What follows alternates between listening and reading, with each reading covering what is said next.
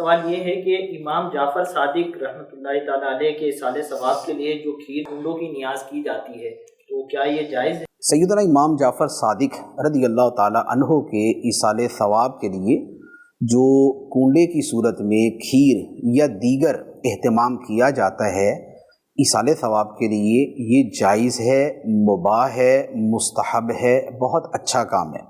بزرگوں کی نیاز کرنے کا مقصد ان کو ثواب پہنچانا ہوتا ہے، ثواب کا نذرانہ ان کو پیش کرنا ہوتا ہے، اور جس کو ہم تحفہ دیتے ہیں تو ہمیں امید یہ ہوتی ہے کہ وہ بھی ہمیں جواب کے اندر کسی تحفے سے نوازے گا۔ تو ایصال ثواب کرنا فی نفس ہی قرآن و حدیث سے ثابت ہے۔ احادیث مبارکہ اس میں اتنی ساری احادیث ہیں۔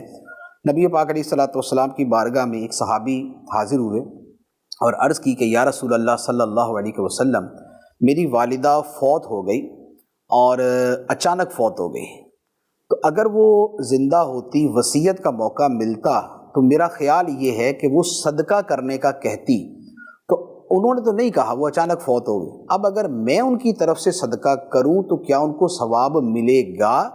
نبی پاک علیہ الصلوۃ والسلام نے فرمایا کہ ہاں، ثواب ملے گا۔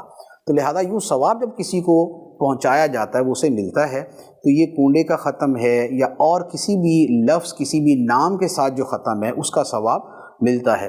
تو سیدنا امام جعفر صادق رضی اللہ تعالی عنہ ہمارے اہل سنت کے بزرگوں، پیشواؤں اور ہمارے بڑوں میں اور اہل بیت کی ایک عظیم ہستی ہیں، ان کی بارگاہ میں ایصال ثواب جائز ہے، مستحب ہے، اور انشاءاللہ ان کا فیضان بھی ملے گا۔